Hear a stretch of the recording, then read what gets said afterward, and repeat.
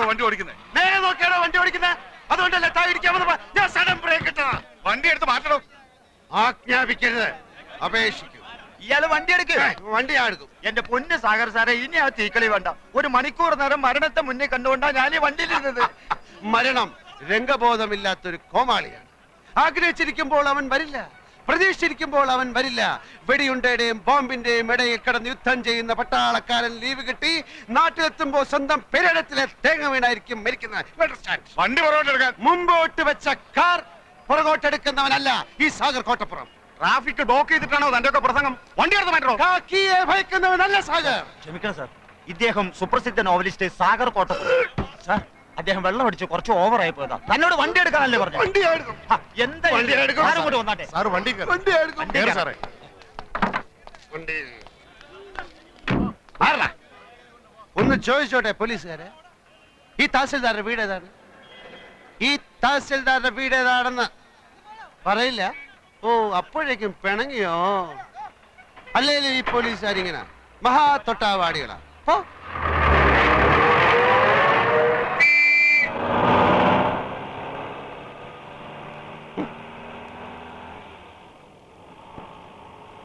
ഡ്രൈവറെ, തഹസിൽദാരുടെ വീട് അന്വേഷിച്ചു.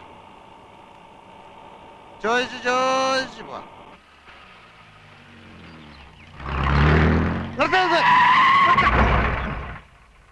ഈ വീട് കണ്ടിട്ട് ഒരു തഹസിൽദാരുടെ വീട് പോലെ തോന്നുന്നില്ലേ? ഇത്രയും വലിയ ബംഗ്ലാവോ? ആയിക്കൊടുന്നില്ല. എന്നാലും സംശയം തീർത്തിട്ട് പോവാം.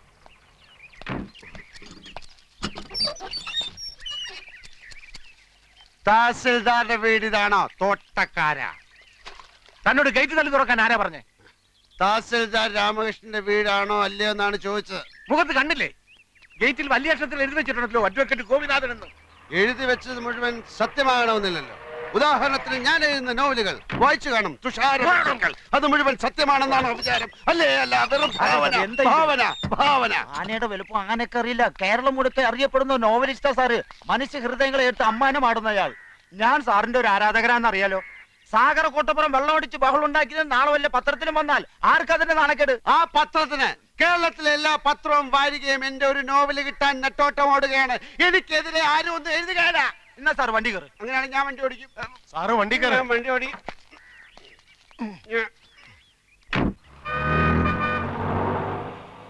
സാർ എത്ര നാള് കാണും ഈ തഹസിൽദാരുടെ കൂടെ? 30 ആഴ്ചക്കുള്ള ഒരു തുടരൻ ഉടൻ വേണം. ഒരു സർവീസ് സ്റ്റോറിയാണ് ഉദ്ദേശിക്കുന്നത്. ഒരു സർക്കാർ ഓഫീസിലെ അഴിമതി, കുതികാൽ വെട്ട്, പ്രേമം, ഗർഭം, അതൊക്കെയാ വിഷയം. അപ്പൊ സർക്കാർ ഓഫീസിലെ രീതികൾ, ദൈനംദിന ജോലികൾ, മറ്റ് വിശദാംശങ്ങൾ, രാമകൃഷ്ണനുമായ ഒരു ചർച്ച. അതിപ്പോ എത്ര ദിവസം എടുക്കുന്നൊന്നും പറയാൻ മേല. ഈ രാമകൃഷ്ണനെ തഹസിൽദാരായി ഇങ്ങോട്ട് സ്ഥലം മാറ്റം വാങ്ങിച്ചു കൊടുത്ത ഞാനാ. നല്ലവനാ, പക്ഷെ ഒരു കുഴപ്പമേ ഉള്ളൂ, 3 പെഗ് കൂടുതൽ അടിക്കുകയല്ല. ഞങ്ങള് രാമവർമ്മ ക്ലബിലെ ചീട്ടുകളി ഫ്രണ്ട്സാ. സാറ് ചീട്ടും കളിക്കൂ? ആ, കാശ് വെച്ചേ കളിക്കൂ. സാറിന്റെ നായകന്മാരൊക്കെ എന്തുമാത്രം സൽഗുണ സമ്പന്നന്മാരാ. ആ നായകന്മാരുടെ സൃഷ്ടാവ് ഇങ്ങനെയുള്ള ആളാണെന്ന് ആരാധകർ അറിഞ്ഞ ഒരു തേങ്ങയിലടോ. എടോ, താനടക്കമുള്ള എന്റെ എല്ലാ ആരാധകന്മാരും വെറും കിഴങ്ങന്മാരാ. എന്താണോ എന്റെ നോവലുള്ളത്? പണക്കാരിയായ ഒരു കാമുകി, കൂലിവേലക്കാരനായ കാമുകൻ, വില്ലൻ കാമുകിയുടെ അച്ഛൻ. ഇതേ ഞാൻ എടുത്ത് മറിച്ചിടും. പുതിയതിൽ കാമുകൻ പണക്കാരൻ, കാമുകി കൂലിവേലക്കാരി, അച്ഛൻ സെയിം. പിന്നത്തെ നോവലിൽ പശ്ചാത്തലം മാത്രം മാറും. റബ്ബർ എസ്റ്റേറ്റിന് പകരം ഒരു ഫാക്ടറി, മത്സ്യത്തൊഴിലാളിക്ക് പകരം തേങ്ങ വെട്ടുകാരൻ. എല്ലാത്തിലും കാണുവോ ഒരു റേപ്പ്, ഒരു ഒളിച്ചോട്ടം, ഒരു സ്റ്റണ്ട്, പിന്നെ കുറച്ച് സെക്സ്. ഡ്രൈവറെ തഹസിൽദാരുടെ വീട് ചോദിക്കണോ? നമുക്ക് ചോദിച്ചു പോവാം. തനിക്കൊരു സത്യം അറിയോ? പൂങ്കിളി വാരികയിലെ മന്ദാര പുഷ്പങ്ങൾ എന്ന നോവൽ എന്ന നോവലിസ്റ്റ് CV രാജമ്മ ഞാനാ. ക്രിസ്ത്യൻ പശ്ചാത്തലത്തിൽ നോവലുകൾ എന്ന മാത്യു പള്ളിപ്പറമ്പിൽ ആരാന്ന? അതും ഞാൻ തന്നെ. അങ്ങനെ എത്രയോ പേരുകളിൽ ഞാൻ എഴുതിക്കൊണ്ടേയിരിക്കും. ആരാധകന്മാര്, പുണ്ടാക്കന്മാര്. ഞാനാകുന്ന നോവലിസ്റ്റ് CV രാജമ്മയ്ക്ക് ഒരു ദിവസം വരുന്ന പ്രേമലേഖനങ്ങളുടെ എണ്ണം 200 കൂടുതലാ. അറിയാം? ഒരു അന്തവും കുന്തവും ഇല്ല. താനിത് ഇങ്ങോട്ട് ഓടിക്കുന്നത്. ഡ്രൈവറെ തഹസിൽദാരുടെ വീട് ചോദിക്കണോ? നമുക്ക് ചോദിച്ചു പോവാം. ചോദിച്ചു പോവാം. ചോദിച്ച്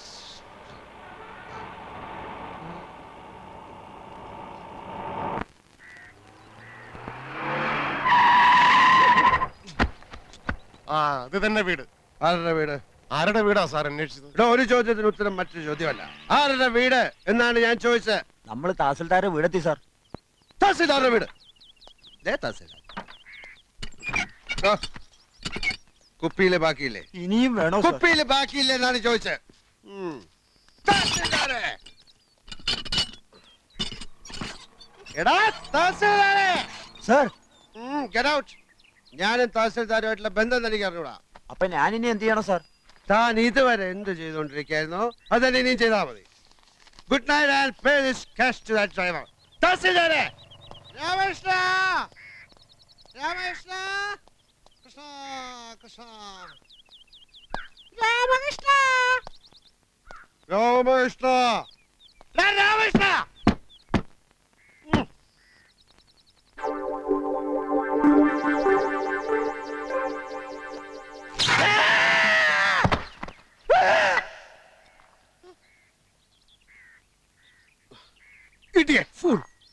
തഹസിൽദാരാണ് അത്ര തഹസിൽദാർ. ഇവിടെ ഒരു സ്വിച്ച് നന്നാക്കി വെക്കാൻ അറിയാത്തവനാണോ ഒരു താലൂക്ക് നന്നാക്കാൻ നടക്കുന്ന റാസ്കൽ? പഠിച്ച മദ്യവും വേസ്റ്റായി.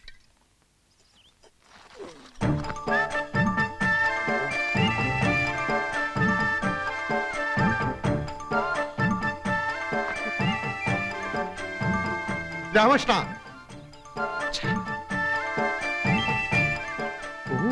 ഫ്രിഡ്ജൊക്കെ ഉണ്ടോ? ഇപ്പൊ സോഡ കാണും. ഇതിനകത്തേക്ക് ഞാൻ എങ്ങനെ അത് കടക്കുന്നത്?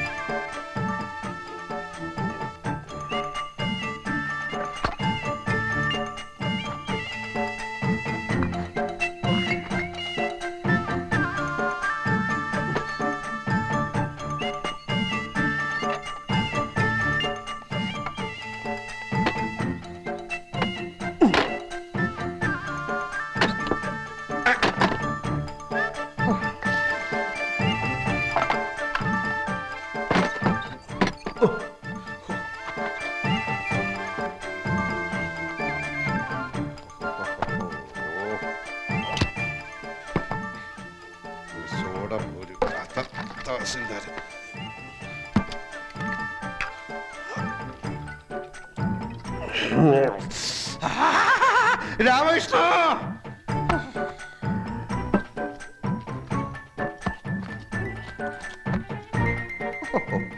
ഇവൻ ഫുൾ സെറ്റപ്പിലാണല്ലോ.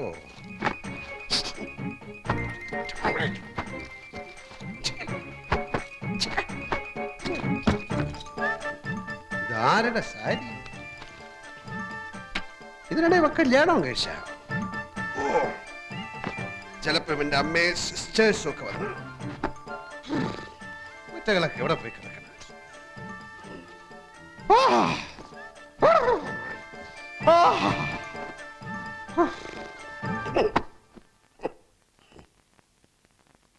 ഒരു മുണ്ടു കിട്ടാൻ എന്ത് വഴി? നഗ്നത!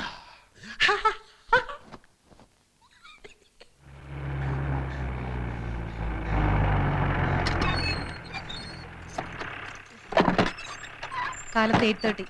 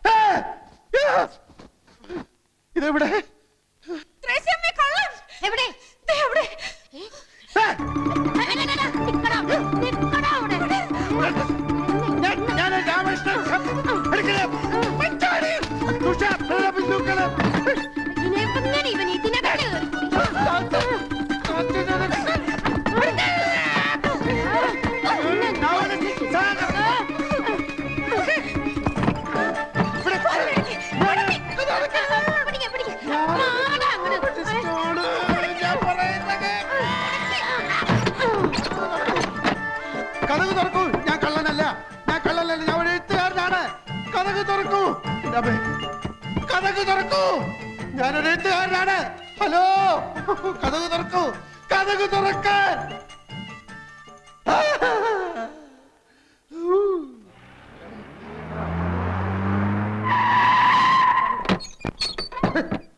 ഞാൻ കള്ളനല്ല, ഞാൻ പ്രസിദ്ധ നോവലിസ്റ്റാണ്. ഞാൻ പ്രസിദ്ധ നോവലിസ്റ്റാണെന്ന്. സാഗർ, ഞാനൊരു പ്രസിദ്ധ നോവലിസ്റ്റാണ്. ഞാൻ പ്രസിദ്ധ നോവലിസ്റ്റ്, ഞാൻ കള്ളനല്ല, നിരപരാധിയാണ്. ഞാനൊരു പ്രസിദ്ധ സാഗർ. പോലീസേ, ഞാൻ കള്ളനല്ല, ഞാൻ കള്ളനല്ല പോലീസേ.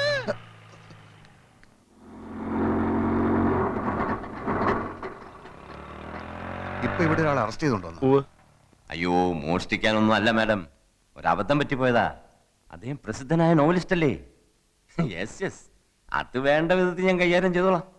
ആ ശരി ശരി, ഞാൻ ഏറ്റു. സാഗർ, താനേതിപ്പം പാതാളത്തിൽ പോയി കിടക്കായിരുന്നോ? താനല്ലേ ഇവിടുത്തെ തഹസിൽദാർ? എന്തുണ്ടാവാൻ? പോലീസുകാരെടുത്ത് നന്നായി പെരുമാറി. ഭാഗ്യത്തിന് ഇവിടുത്തെ എസ് ഐ ഒരു ബോർണ, എന്റെ നോവലുകളുടെ ആരാധകൻ. താനിതുവരെയും തഹസിൽദാരായില്ലേ? അതൊക്കെ പറഞ്ഞാൽ ഒത്തിരി ഉണ്ട്. ആ വീട്ടിൽ എന്താ സംഭവിച്ചത്? ഒരു കിഴങ്ങെ തന്റെ വീടാണെന്ന് കരുതി പുറവേശിച്ച വാതിലിന്റെ ഓടാമ്പൽ ഇളക്കി ഞാൻ അകത്ത് കയറി മൂക്കറ്റം വെള്ളം അടിച്ചോണ്ട് ഈ മാക്സി കൊടുത്തോണ്ട് അവളുടെ കട്ടിൽ കിടന്ന് ഉറക്കിപ്പോയി. സോറി, അയ്യോ, പറ്റിപ്പോയി. സാഗർ സാറേ, അപ്പോഴേ സാഗർ സാറേ, താൽഷീദാർ വിടുന്ന ലക്ഷണമില്ല. കേസാക്കണമെന്നാ പറയുന്നത്. ഞാൻ പുതിയ തഹസിൽദാരുടെ ഫ്രണ്ടാണെന്ന് പറഞ്ഞില്ലേ? അതാ കൂടുതൽ കുഴപ്പമായത്. ആ റാസ്കളുടെ ഫ്രണ്ട് ആണെങ്കിൽ മനഃപൂർവ്വം വീട്ടിൽ അതിക്രമിച്ച് കിടന്നായിരിക്കും അത്രേ. റാസ്കൽ എന്ന് പറഞ്ഞോ? പറയും. ഒരു തഹസിൽദാരും വേറൊരു തഹസിൽദാരെ റാസ്കൽ എന്ന് വിളിക്കുക? എന്റെ സാഗറെ, ആ പെണ്ണും പിള്ളേ എനിക്ക് ചാർജ് തരാതെ ഉടക്കി നിൽക്കുക. അപ്പോ സാറാണോ ഈ പറഞ്ഞ? അതെ, ആ റാസ്കൽ ഞാൻ തന്നെയാ. സോറി സർ, ഇരിക്കണം. ഞാൻ ചാർജ് ഇല്ലാത്ത തഹസിൽദാരല്ലേ, ഇരിക്കുന്നില്ല. അപ്പൊ സാഗറിന്റെ കാര്യം എങ്ങനെയാ? അതാ ഞാനും ആലോചിക്കുന്നത്. സാഗർ സാറിന്റെ മിക്ക നോവലുകളും ആർത്തിയോടെ വായിച്ചിട്ടുള്ളവനാ ഞാൻ. അകലും തോറും അടുക്കുന്നവൾ എന്ന നോവലുണ്ടല്ലോ, അതിലെ ഓരോ സംഭവം ഇപ്പോഴും മനസ്സിൽ മായാൻ കിടക്കുക. സാറിന്റെ പുതിയ നോവലുകൾ ഏതൊക്കെയാ? പുതിയത് കുറെ അല്ലാതെ കേസിന്റെ കാര്യം എങ്ങനെയാ? ഞാൻ വല്ലാത്ത ധർമ്മസങ്കടത്തിലാണ്. വീടിന് മുമ്പിൽ ആരെങ്കിലും സൈക്കിൾ ബെല്ലടിച്ചാൽ കേസാക്കുന്ന വട്ടുപിടിച്ച സ്ത്രീ അവർ. എന്തായാലും എഫ്ഐആർ ഞാൻ എഴുതുന്നില്ല. ആ സ്ത്രീയോട് ഞാൻ ഒന്നുകൂടി സംസാരിച്ചോട്ടെ. എടോ ഫ്രാൻസിസേ, സാർ, എങ്ങോട്ടാ പോകുന്നത്? ഈ വാടക വീടുണ്ട്. വാടക വീടുണ്ട്. ഇവരെ ജീപ്പിൽ വീട്ടിൽ കൊണ്ടാക്കും. സാർ, നന്ദി ഇൻസ്പെക്ടർ, 1000 നന്ദി. എനിക്കിപ്പോ ഓർമ്മ വരുന്നത് ഉല്ലാസത്തേന്മഴയിലെ റോബർട്ട് പ്രിൻസിയോട് പറയുന്ന ഡയലോഗാ. നന്ദി പ്രിൻസി, 1000 നന്ദി. താങ്കളെ കണ്ടതൊരു മഹാഭാഗ്യമായി ഞാൻ കരുതുന്നു. വീണ്ടും കാണാം, വീണ്ടും വീണ്ടും.